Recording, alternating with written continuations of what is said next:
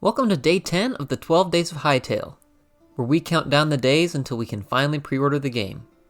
Today, I've got Prowl8413. He's got a lot of very neat and interesting ideas on what Hytale could look like in the future. But first, if you're not already, make sure you subscribe so you don't miss the last 2 days of the 12 Days of Hytale, and so you don't miss my future videos where I cover some of the stuff that I'm wanting to see in the game. Without further ado, here's my interview with Prowl. Thank you so much, Prowl, for joining the interview. First, when did you hear about Hytale and what got you into it? I actually heard about it first when it got announced, probably within like a day or two of the trailer coming out. And I loved what I saw. Like, obviously I love Minecraft, being that's what I do for my main channel. And it just looked like it had everything that Minecraft doesn't have that I wish that it had. Like just the graphics looked really good, the animations. It just looked like there's a lot more to the game. Like you can enjoy Minecraft's simple nature, but at least for me, I've always wanted it to have a lot more than it does. And that Hytale trailer just got me super pumped the second I saw it. Yeah, and I feel like in order for Minecraft to have more than it does, there almost has to be a completely new game. Like, I feel like it'd have to be a complete overhaul for Minecraft to become what Hytale seems like it's aiming for. Yeah, and I mean, obviously that's not the direction that they want to go with the game, which is fine. I mean, they've gotten to be like one of the biggest games of all time ever, if not the biggest, by doing what they've done. But also that's been carried a lot by the modded scene. A lot of people love Minecraft they get into Minecraft for the vanilla features and fun, and then they stay interested in it because of the modded side.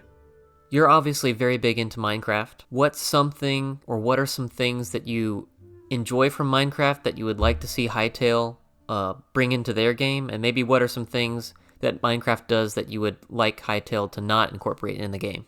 That's a good one. For me, I've always explained this way to people.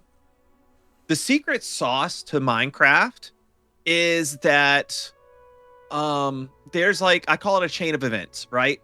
So when you start a game in Minecraft, you may start out very simple. You go through the starter gear and you go mining, and everybody kind of starts the game out the same way. But then as you start doing things, you realize that you need resources to do that. So what may start as a small project of, I need some of this type of material to build the structure that I want, or to make a decent size storage area for me to put all my stuff. It leads down this chain of events where, okay, I kind of need to get a lot of this material, so I could build a farm for that. So then you start building a farm, whether it be a simple one or a complex one, to get that particular material. And in building that farm, not everybody, but I think a lot of people think, okay, well, I'm building this thing, I want it to look good, I need to figure out where it's going to go. So then you clear out an area for this thing to go, and then you start decorating this farm that you've made to make it look good. And throughout that process, you realize, well, I need a lot more of this other material to do that. So then you need a farm to make your farm. And a lot of projects in Minecraft will lead down that chain of events of, I need this to make this, but then to make that thing, I need something else. Mm-hmm. And before you know it, you're weeks, months, whatever, into your world, you still haven't done the original thing that you've intended to do, because you've had fun doing all these other things that you need to do to accomplish the first thing. And I hope to see Hytale capture that. And I think it will to some degree. I'm sure in its vanilla form, it probably will. And definitely in its modded forms, it definitely will. But that's what I would love to see. I want to see, I don't want myself to have to come up with every little thing that I want to do. Like, okay, I want to build a house and I want to build this, and it's all just because I want to do it. I kind of want the game to make me feel like I need to do different things. Mm-hmm. And then it's almost like the game is leading me down this different choose your own adventure, to where, I'm months into the game and I have so many things I want to do.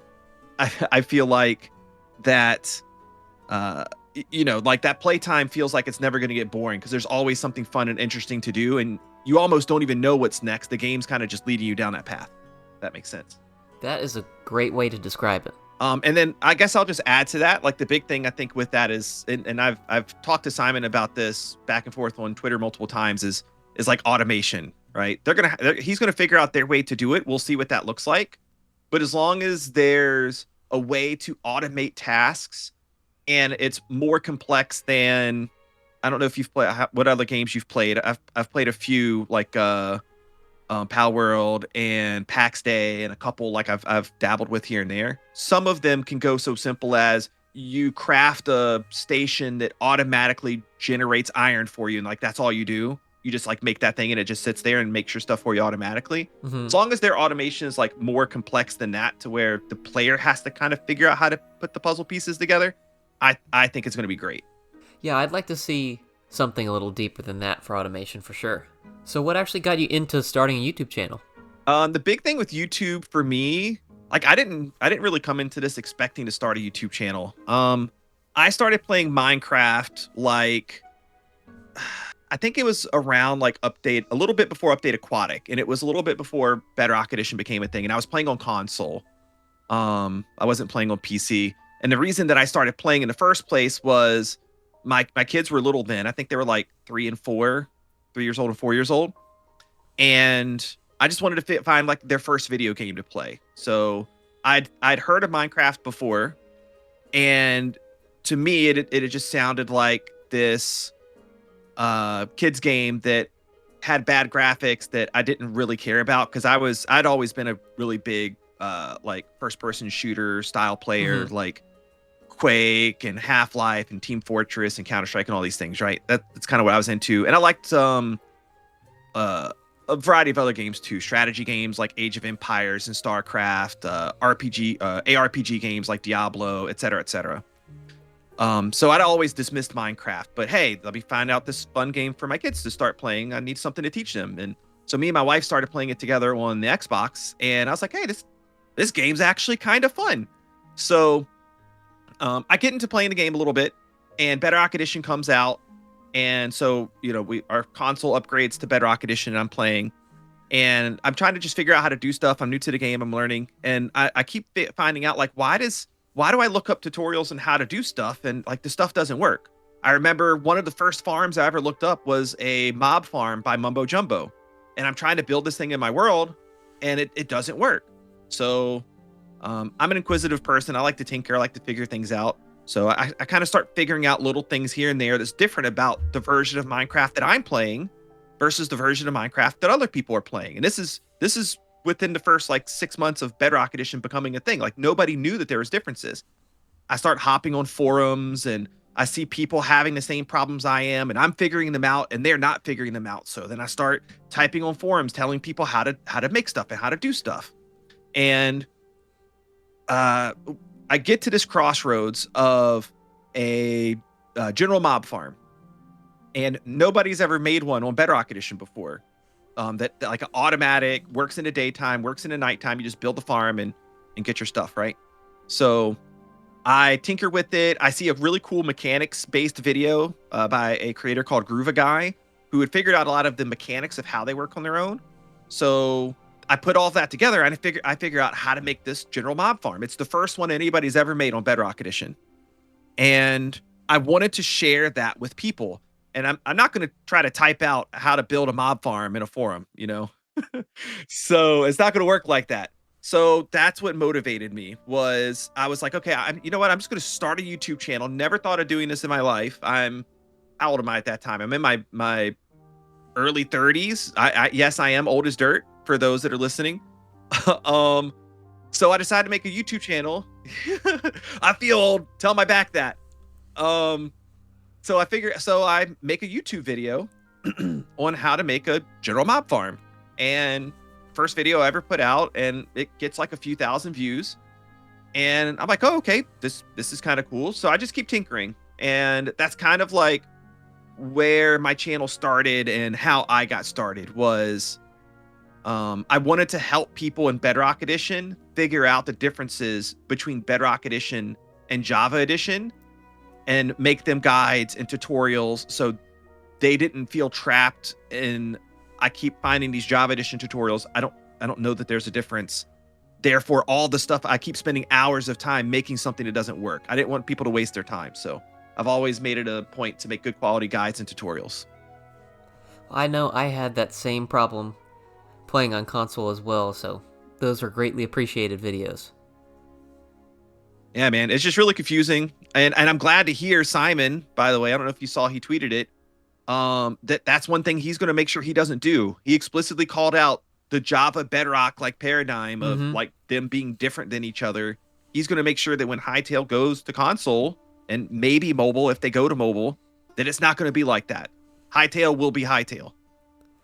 So when we finally actually get the game in about a month, what's one of the first things that you want to try out?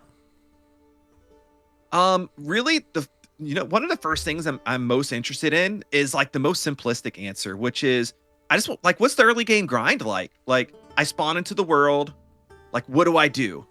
I think I've heard that like you can't, like, it's not like Minecraft where you can't punch a tree, which is going to feel weird. Like, I'm going to want to go punch the tree, and I don't think you can punch them, or maybe you can, I don't know. But go collect some sticks, make my first tool, chop down my first tree, get some wood, and just like, what's that early game process like? Make like getting food for the first time. Like, where do I get it? How do I get it? What's the easiest way to get more of it? How do I keep mobs from spawning in and killing me? What does it feel like to go down into caves for the first time? What kind of cool stuff is there to get? Am I gonna like find some like iron? Is that gonna be the first thing I find? And I make some iron tools, or just like to see what that whole process is like. And then the other part that I find the most interesting, that I really want to dive a lot into, is the combat. It's the thing I've probably liked the least about a game like Minecraft, is especially on Bedrock Edition, but even on Java too, is the combat is just so simple. On Bedrock, it's just literally spam the attack button and the thing in front of you will die pretty quick, especially once you get geared up a little bit. And I was just blown back by that combat video that Simon put out, a few weeks ago, that showed the combat, and him saying like, this isn't even it. Like, it's still not even like that great yet. Just sounds really fun. So I can't wait to hop into some structures and try out different weapons and figure out how to beat the game's hardest enemies and hardest structures and hardest zones. It's going to be really fun. Speaking of enemies, what NPC faction are you most excited to encounter in game? I and this is kind of a loose answer right now, but I'm going to say the Quebecs for now. I like the way their like social structure looks like it's made up, where you're going to have like, you have the different life stages of them. And then once they hit that like adult life stage, it sounds like there's going to be like different professions for them. Like, some of them may be tinkerers, some of them may be warriors, some of them may be like farmers or something of that nature. So I think that social structure is going to be really cool to interact with and really fun. But I say it's like a loose feeling, because I'm not as deep into lore as some of the other people. Like, I've followed Hytale for the last 8 years, and I've read all the blog posts, but I don't have like every little thing about all the factions memorized in terms of like what they're supposed to do and how they're supposed to interact, etc. So my mind is open. I could be swayed a different way. Yeah, and I'm curious to see what the depth of the actual NPC factions will be, at least for early access, because it looks like the intent for all of them is to be pretty deep in their actual functionality and interaction with the players. But I don't know how much of that to expect for early access versus when they finally fully launch it. Yeah, especially like the factions that are going to be friendly or passive towards you.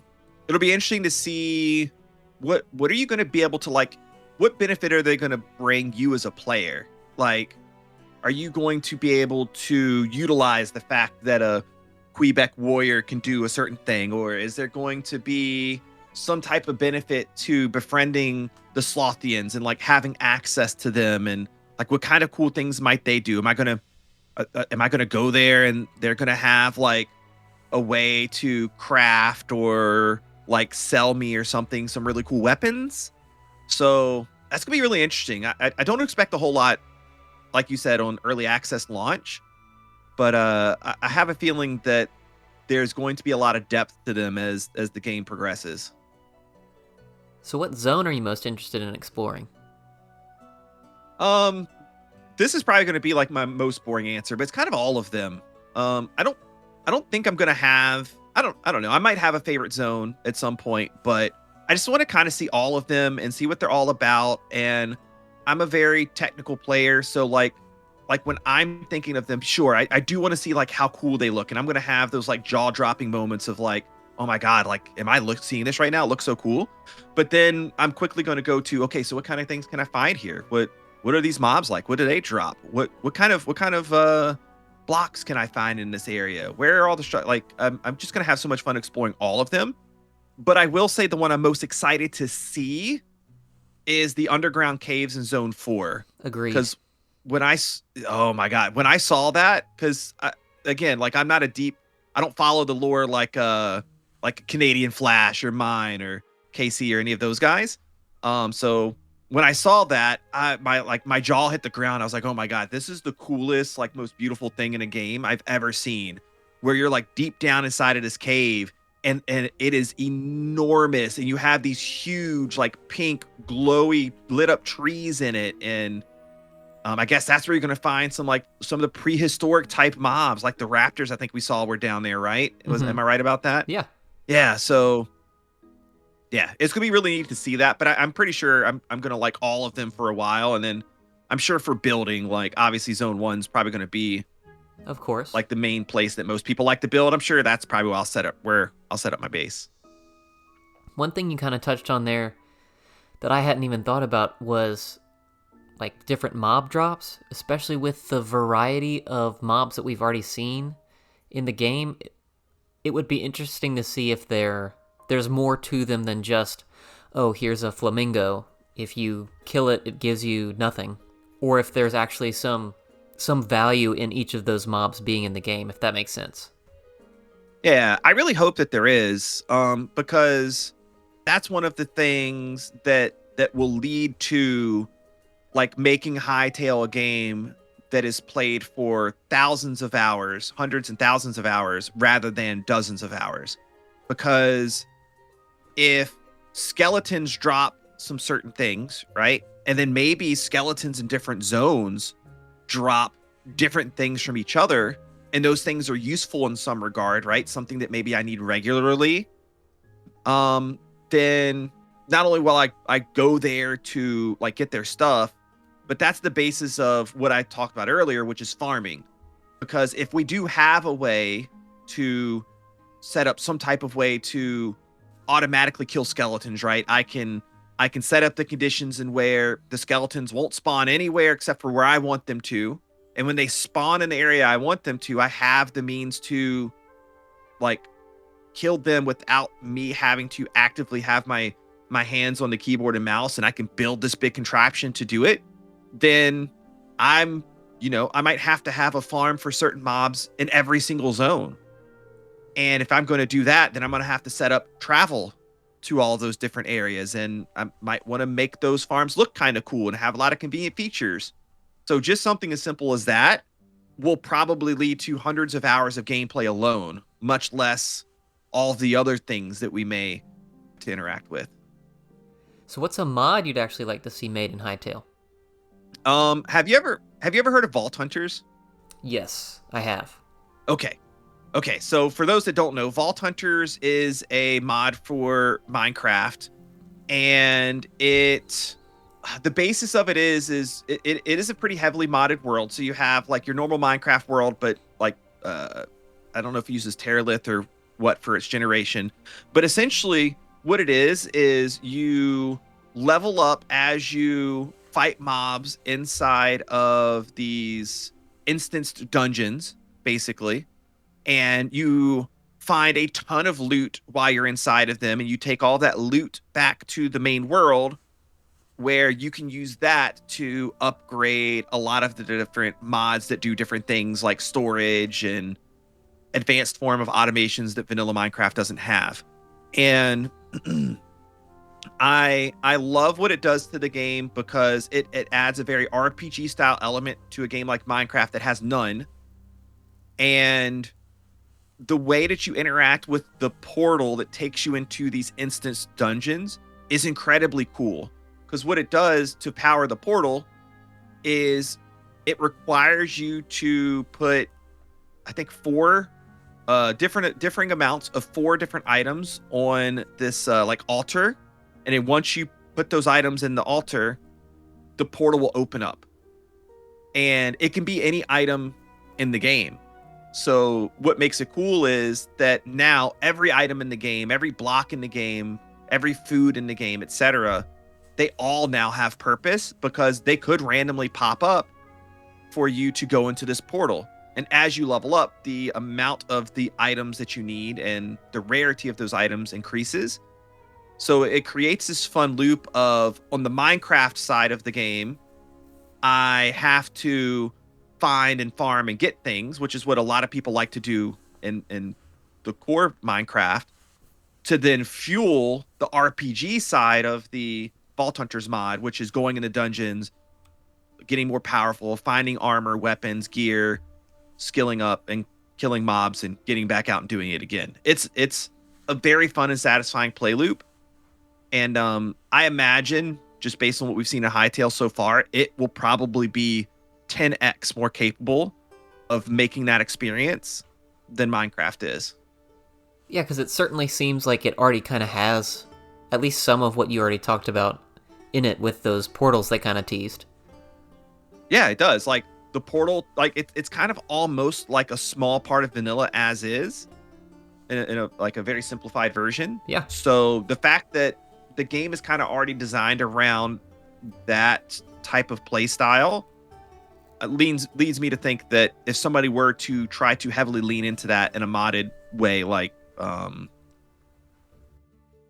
Vault Hunters, sorry, my old brain stopped working. So if somebody will basically be able to make a Vault Hunters-esque style mod, I think, very, very well.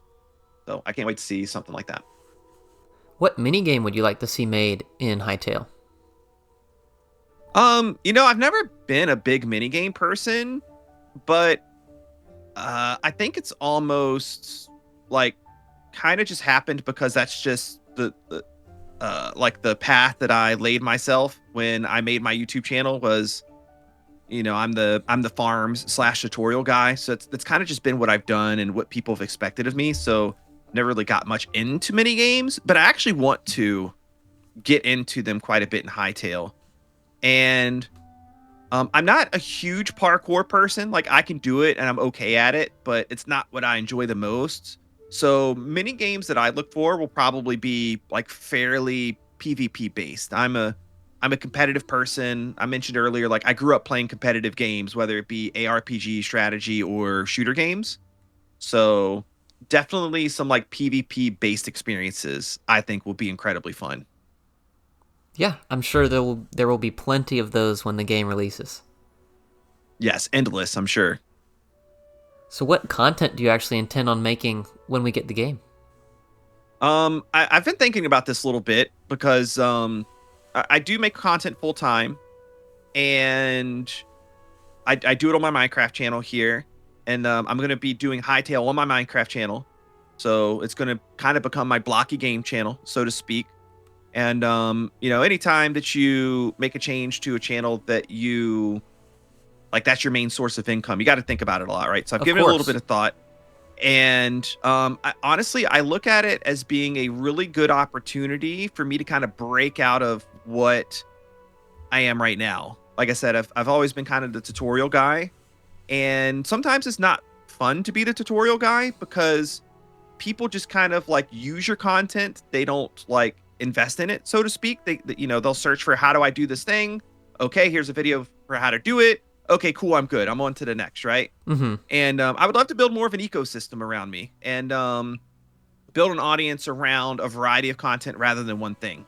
So when I first start, like when on release day, I'll be streaming on my YouTube and my Twitch channel and doing a Let's Play style playthrough of the game because that's going to teach me the most about it. And, that's what we've been waiting for, right? The core experience of the game.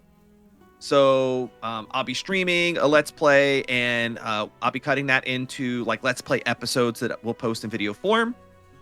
And from there, like I want to be open to a lot of other things. So if somebody makes like puts together a good and organized like creator based SMP, I might be interested in that. I definitely want to hop into some like RPG style mods, like a Vault Hunters or something else. I'm kind of open minded to see what's there. I listened to your Dark Tale interview you did. I think that was the last one that you did before I've come on here with you today, and that sounds really interesting. So I might check that out. It actually reminds me of this game called Dark Age of Camelot. I don't know if you've ever heard of that. Have you? I have not. I won't explain the whole thing to you. You can look it up after if you like to. But the basis of what DAOC, Dark Age of Camelot, was, it actually came out, I think, before World of Warcraft did, and it's actually still active today. But what made it unique was it was a like faction versus faction 3-way system. You had 3 different factions. They called it realm versus realm, 3 different realms. You had the like human realm, the like kind of elvish style realm, and you had the like more like, what would it be? I guess like ogre, troll style realm, right? So there's 3 of them, and they all had like their own like safe area where you would go do normal RPG stuff like quest and kill mobs and gear up and that kind of stuff.